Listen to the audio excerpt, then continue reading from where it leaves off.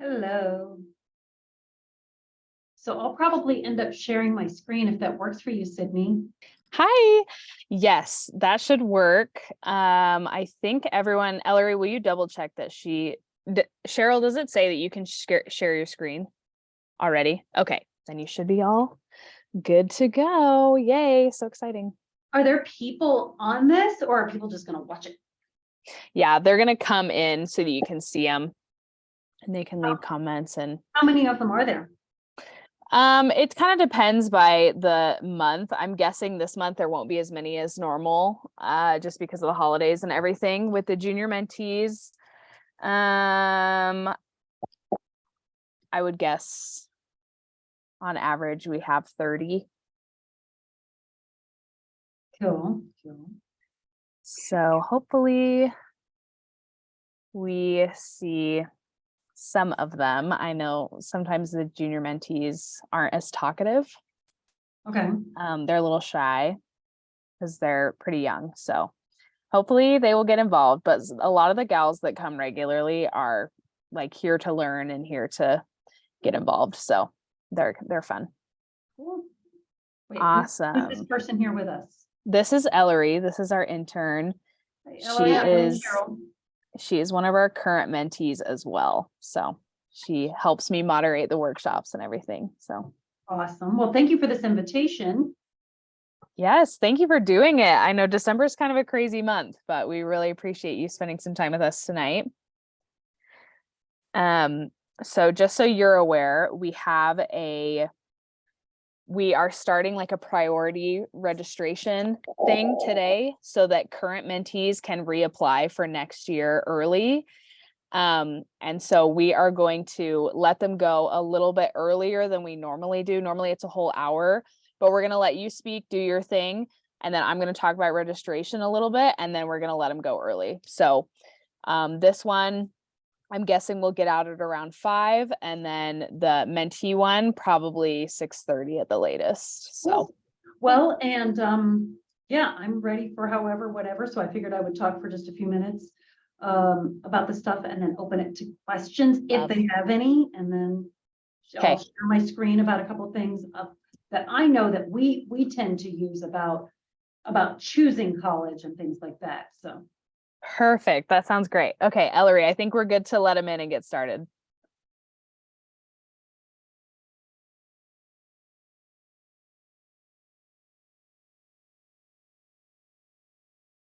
hi, Mallory. Hi, how are you doing? Good. I was literally just up there yesterday, and as I was driving back, there was so much snow, and Oh my goodness. everyone was like, you know what we want to do? We want to learn how to drive tonight. I love it. Were you there for the Women's Tech Council event? Oh, yeah, so fun. and I was sitting next to Erin. And oh, that's perfect. So I see a few faces. Oh, and then of course the best part of Zoom is this. What is this, little Ewok? Is that what the situation is? It's a cat. There it is. Okay. Oh yeah, Rhea's got her cat. I think the cat joined us last month too. We love to see it. Hi ladies, everyone. Thanks for coming. Thanks for being on time. We're so glad to see you again.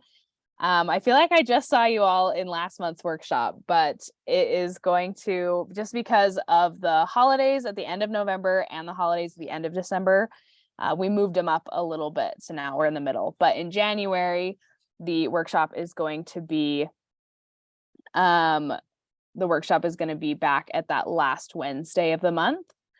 So we are just going to jump right in, and we are going to start with a few things. As always, we start off our workshops with letting you mark your attendance by filling out our form. Let me make sure I've got the right link for you here.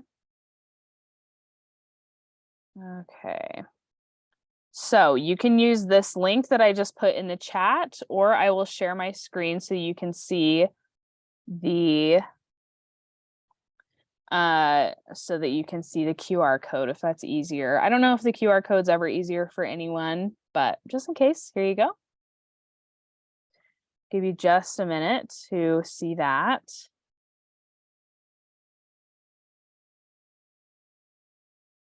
Okay, so don't forget that when you fill out this attendance form, it is to help you enter your name into a drawing for $1,000 scholarship at the end of the year. We're going to pull that name after our last workshop that's happening at the end of April. So you want to come to as many workshops as you can and make sure to fill out this attendance form every single time that you come. If you have been here and have come to all the workshops, you know that I send it randomly throughout the workshop just to make sure that everyone has the opportunity to get that link and fill out that form. So please make sure you do that. All I need is your first and last name. Please make sure you put your last name on there. There are a few of you with the same name. So I want to make sure that I'm giving the right person credit for attending. So yeah, you'll have that link right there in the chat, or you can use this QR code. I'll just give you one more minute to fill that out.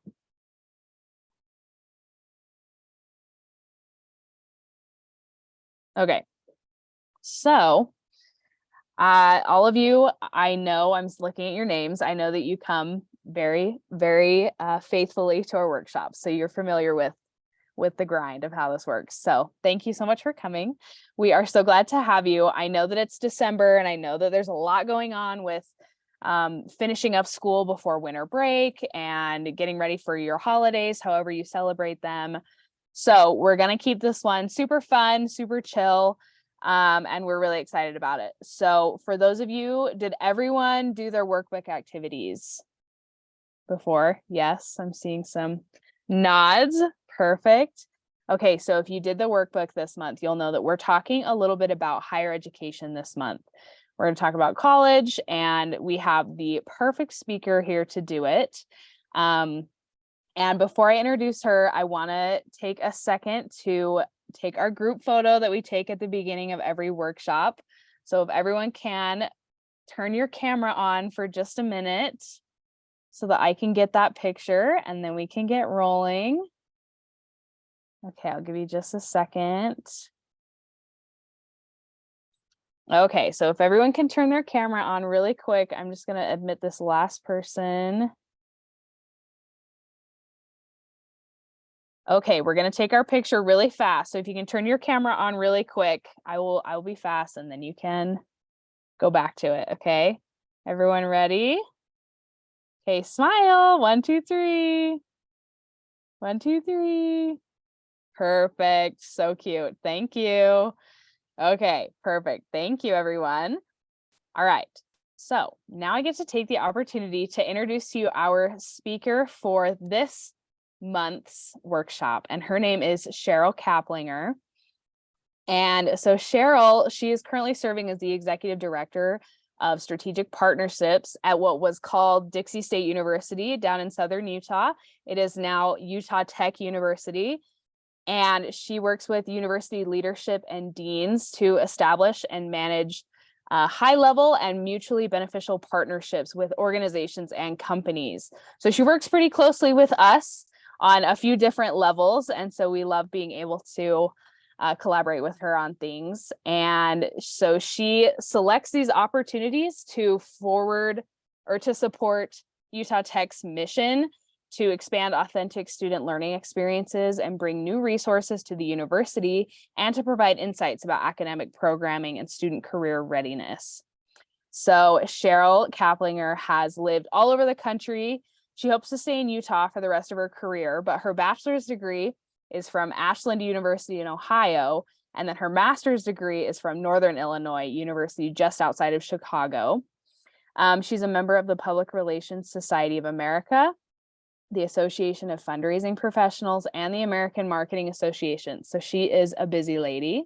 She serves on several boards too, as a chair for ethics and diversity. And so we are so glad to have her, because clearly she has her toe dipped in everything. So we're glad that she could spend an evening with us. So she has formerly served as the Director of Development for the University of North Carolina Health Foundation. She served as CEO of a large-scale nonprofit organization in both Alabama and in Minnesota. She was an executive director of marketing and communications for the College of Engineering at Virginia Commonwealth University. And she was a boxing instructor, and she enjoys exceeding expectations while continuing to broaden her education. So she has a lot under her belt, and we are so excited to have her here. She is amazing, and we love having her as part of the Women Who Succeed program. So with that, I would ask that you please pay attention and try to get as involved and as engaged as possible. This is a great opportunity to get to know Cheryle and to kind of get some insight from her as someone who works at a university. This could be a great opportunity, a learning opportunity for all of you, excuse me. So Cheryle, I will turn it over to you. Thanks so much, Sydney. I really appreciate that introduction. And I appreciate everyone being a part of the conversation today. And it's a pleasure to see all of you, not in person, but virtual. So thank you so much for that. And I do have roots to Utah, which I did not know until I got here. And that is that my granddad was born and raised here, died here. There's even a table in the president's office that he made. And I did not know that until I moved to St. George. I never knew my grandfather or that side of the family. So I am an ISOM, if that name means anything to any of you. So my husband is a theater professor. And when he got the offer to come to Dixie, I had no idea where that was. So it's all just kismet that it happened to be a place where I have family and whatnot. So I'm grateful for the opportunity to talk with you all today and to connect with yet more people. And I really enjoy what I do. I have a real appreciation and affinity for education, whether that's for higher education, if that's continuing to learn and have badges or whatever it might be. I really do enjoy that. So what I thought that I would do today is share some resources for you as you're choosing what you want to do in regards to your continuing education. If that means if you're going to do some certificates or badges, if you're going to go to vocational school, if you're going to go to college, whatever that might look like for you. So sharing some resources with you, and somehow it actually ties into Utah Tech, and then open it up for questions. I will say, in case you're not familiar, Utah Tech University is Utah Tech University. It doesn't stand for technical or technology. It is a polytechnic model, similar to what you might see in Georgia or Texas or MIT. So we're developing that. So it's not like some of the other tech universities here in the state, like Dixie Tech. Dixie Tech is more vocational school. So we're building towards that model, and that comes out because of our mission that we're inclusive and open, that we're comprehensive and polytechnic. So with that, what I want to start with is just the element, because who knows if you have, like, I don't know if you can like show in your reactions or anything. Do people know what they want to do when they go to college? Like, do you guys know your major? Do you guys have any idea, or like, I don't even know if I'm going to go. I saw a thumb. Is it just sort of meh? Who knows? I don't know if it's right for me, but we'll see. I'm going to put in the chat something that it's a little quiz. It's from Best Colleges, and you can take this little quiz. It's very short, and it'll tell you perhaps what major or what you want to study. If you're kind of curious, like, I'm not sure, I don't know. And I think that that's a good resource for you to take a look at and just get an idea of like, what could that look like for you, just to see what that might be. I love that someone's like, yes, quiz. Yeah. Gives you something to do, right? I also believe very heavily in diversity of the workforce, regardless of that being gender or age or ethnicity. I think it's important that we do have a lot of people that are part of the sphere, whatever that might look like. So as we know, in college, about 60% of enrollment comes from women, but the women in the workforce, especially in Utah, is not that prominent. So we are hoping and continuing to build that pipeline and whatnot, not only so we can change the ecosystem, but as we all know, it's great to be thought leaders and multitaskers in ways that we can make true change happen with advocates. So yay for us. Okay, so next thing. I want to let you know, in case you're curious, like, what is it that people study? What is it that people go into school for? I am married to an artist. He does theater history and design and whatnot. And My bachelor's degrees are on the art side of things. But according to Princeton Review, I even did let me see here if I can give you another link. Let's see here. Let me see if I have another link. No, I don't.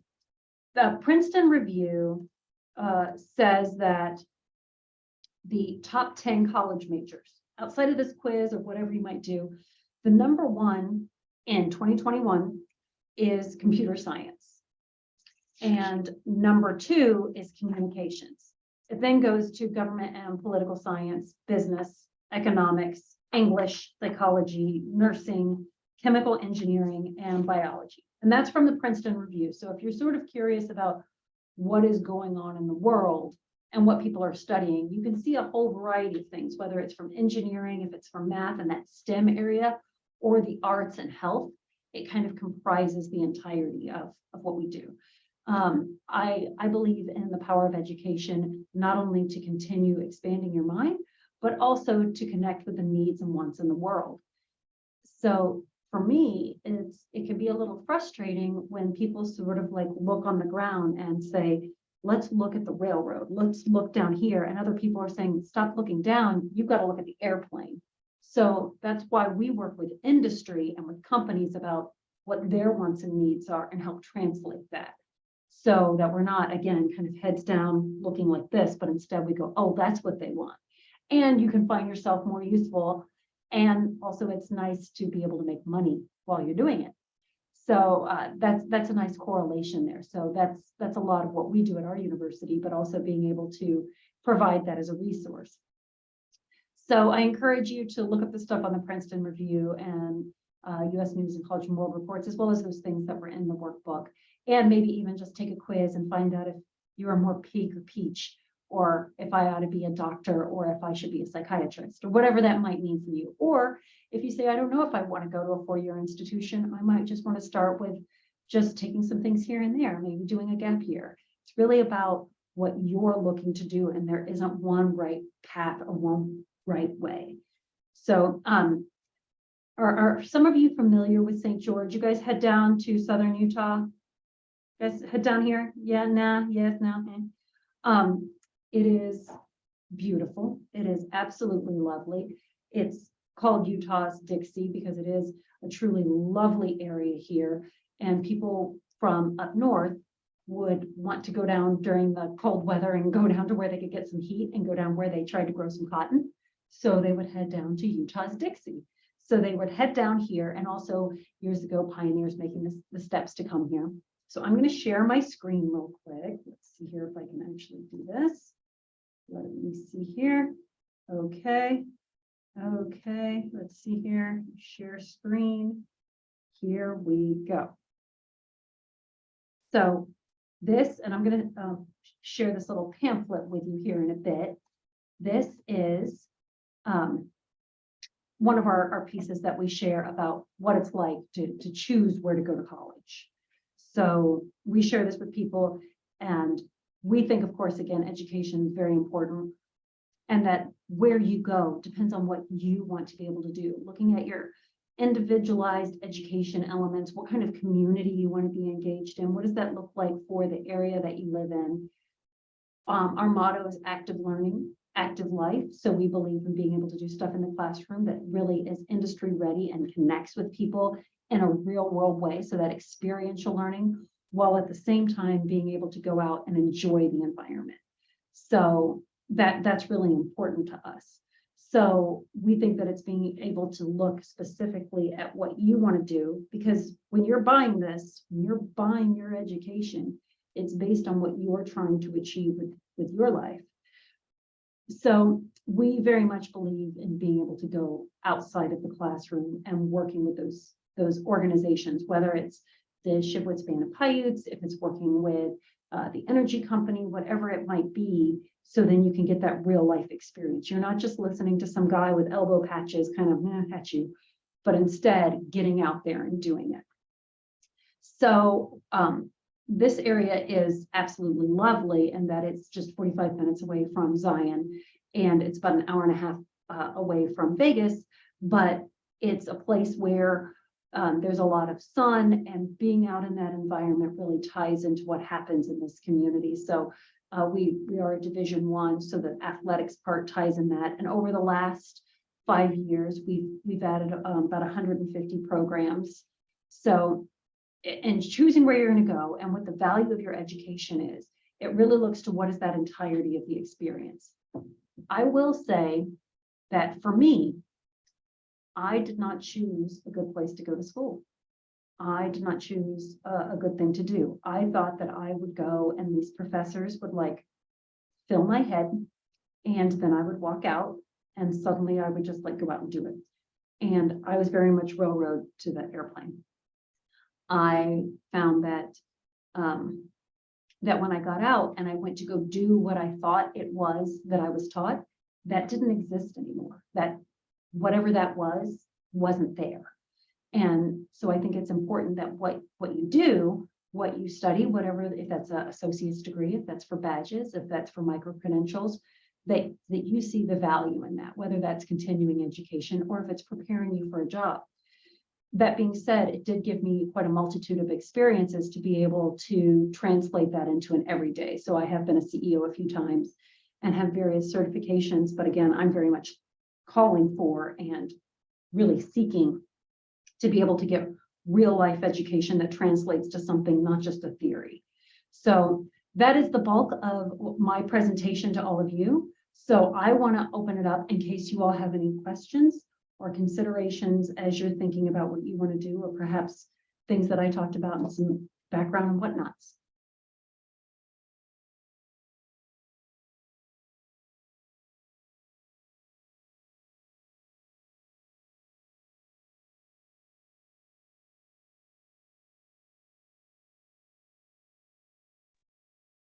What is your favorite part about your job? My favorite part of the job is actually it's twofold. I like being an institutional leader that can help talk with organizations about what they need and how that can actually work into what we do. And I like the variety of what that looks like. So it's not just coming in and doing this every day. It varies. So I'll talk to an arts group one day, and I will talk to a computer programming group the next day, and I'll talk to a nonprofit group the next day. So it really does vary. So I enjoy that quite a bit. Someone is asking about the history of our programs. We started as an academy back in like 1911. It was like this little schoolhouse kind of thing. And what you would do is you would get just a little bit of program, and then you would transfer typically up north to finish your degree. So up until the last few years, we were a community college. We were the community college, and you would get your associates. And then, so just a handful of years ago, I think 2013, 2014, we became a university. We are both a community college where you get like your associates and go for 2 years, and the university where you go for 4. So you can get your associates and your bachelor's. We're both a community college and a university. So our biggest partner currently is Intermountain Health. So we have a lot of nurses, we have people in social sciences, we have psychiatry and psychology. Our science, engineering, and technology is really taking off. Tech is really building in Washington County. That's big for us as well as our business areas and athletics and sports. We recently became a Division I institution. We are a 110-acre campus that really thrives on innovation and entrepreneurship. So we are one of the new centers for patents. We filed about 200 patent applications in the last 5 years. So we're a growing space with several colleges, 6 colleges, and being able to take people through the system depending on what they want to do. You said you've been a CEO. How did you get to that point? I've been a CEO twice, and it came about because of conversations I was having with organizations about what they were looking to do strategically on a large scale way. And as I say, it was once in Minneapolis and then again in Birmingham, Alabama. And it came about because of my leadership experience with different organizations and then translating that to the spaces within those municipalities. So my husband would say, we're moving to Twin Cities. And then I would go, okay, well, if I want to be a leader, what does that look like? And then I would see these institutions trying to find a CEO. And I would go, okay, great. Here's how my experiences in the different places that I've been and the education that I have can help those organizations as a leader of that institute. And then what they could see is the value proposition for that. I think that my eclectic background and being able to drive development or like advancement certainly helps an institution, as well as being able to connect with people on their terms. Some people want chatters, some people want to text, some people want to email. And so approaching that in a way strategically that could see a value proposition to them. So that's how I got to that point, and being able to drive change and advancement for those institutions. I hope that answers that question for you. Anything else? I do not have kids. My husband and I have a beagle, and she is 7 years old. She's the love of his life. And we absolutely enjoy having her. For years, we had bunnies, and Brandon is just absolutely enamored of being with them. But he and I, he enjoys being able to teach and work in the arts and do theater. And I enjoy being an institutional leader to bring about large scale change that can really, again, help other people. So being able to help that. So, all right. If there aren't any other questions, oh wait, hold on. Were there any sacrifices you had to make? Yes. So many. The sacrifices I've had to make, Brandon, my husband, he is in a very specific area. I am an executive and CEO who can tend to work in economic development and industries, regardless of whatever that might be. So he can work in places like this. Like when we moved to Virginia and he was at Colonial Williamsburg, I had skill sets that could translate into a large scale. So my sacrifices have been that I really don't have a home, and I hope Utah is the one. In that I'm a military brat. I married a theater artist, so we have moved over and over and over and over and over again. So my hope is that we don't move again, that we can stay in Utah forever and always, and I can help be a leader of this institution as it continues to move forward. So I've been following him as he's doing this very specific thing, and I tend to take the executive side of things.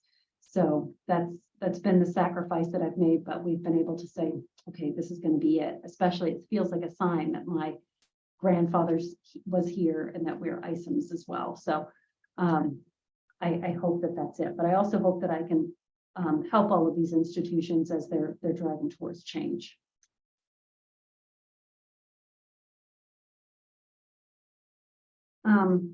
I do have one thing less to share, actually. So we talked to employers, in case you're interested about what you're going to go and study, and you're like, oh, what do I do? Okay, so in Utah, organizations that were talked to from USHE and some regional services, 77% said that they have over 2,000 job openings. So these large scale organizations are like, they have job openings. So over 2,500, and that they are open with 87% of those jobs being full-time jobs. So it's not just like whatever. And what are they looking for? So if you're kind of like, well, I don't know what I want to study, but what is it that companies want? And as I'm going out there, maybe I want to work before I get a job or whatever. So what they're looking for, they're not even talking about credentials or having your degree to be a lawyer or a doctor. What they want people to bring in, and they weren't even going to like, oh, we want them to code or anything. They want professionalism. They want people to be dependable and have a strong work ethic, and they want to be accountable for their work. They want to ensure that people can work in a team and have a positive attitude while being able to communicate with each other and have customer service at the heart of it. So I thought that was interesting that they didn't go into, oh, they need to know Python or anything like that. 38% of them have bachelor's degrees, 25% of them have master's degrees, and 19% have some kind of vocational degree. So thought that was interesting of those employers and what they personally Awesome. Cheryle, thank you so much. I don't think we have any more questions, but if you do, you can find Cheryle on LinkedIn. I'm going to tell you this every single month.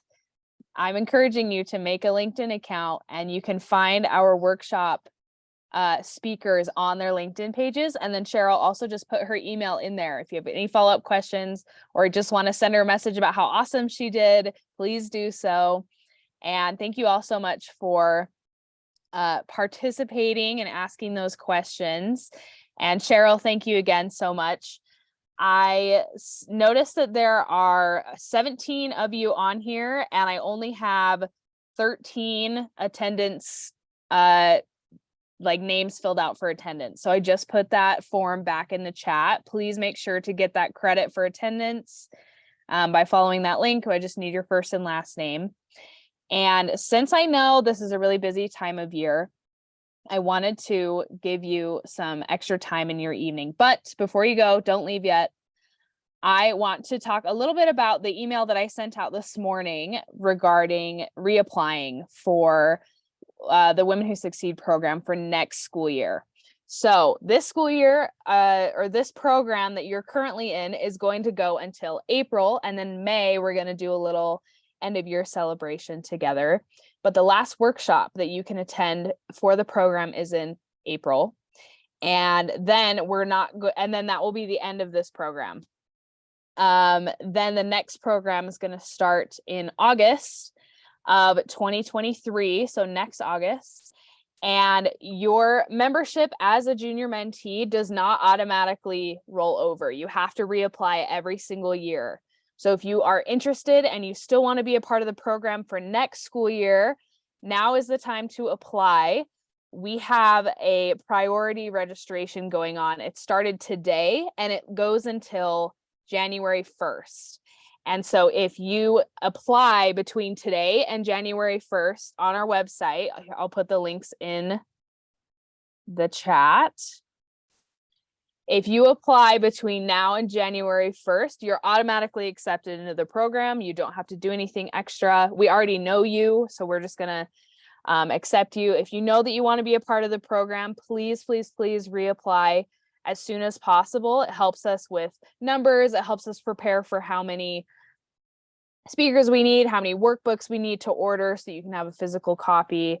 It's just easier for us if you apply as soon as possible. So with your extra time that you're getting back from this workshop, then I would like you to take that time to reapply if that's what you want to do for next year. And to answer Hadley's question, if you're going into 11th grade next year, apply to be a mentee. Don't apply to be a junior mentee. Apply to be a mentee if you're going into 11th grade. If you're going to be a junior next year, so in August, then if you're currently a 10th grader, apply to be a mentee. And then you'll get your personal mentorship group assigned to you. And it's a lot of fun too. So keep that in mind. If you are currently a 10th grader, you sign up to be a mentee. If you are going to be in 8th, 9th, or 10th grade next year, if you're going to be there in August, then you still sign up to be a junior mentee. Kate, did you have a question? Yeah, so I'm planning on graduating early next year. Do I apply as a senior or a junior? Ooh, that's a great question. Are you planning on, okay, so you're going to apply, or sorry, you're going to graduate at the end of next school year? Yes. Okay, then you can apply to be a senior. You Okay, can apply to be a 12th grader. Yeah, Okay, that'll work. Thank you. Sure. Any other questions before I let you go? No, I don't have any other questions, but thank you for setting this up. You are so welcome. Yes, we're so grateful for Cheryle. I'm grateful that all of you were able to join us during this busy time of year. Please consider reapplying and joining us again next year. And have a great night. Have a great holiday season. We're not going to see you guys until the end of January, so we're going to miss you, but you're always welcome to reach out to us between then if you have any questions about reapplying. But until then, stay safe. It's really snowy. Be safe. Have a healthy and happy new year, and we will see you in January. So thank you. Have a good night.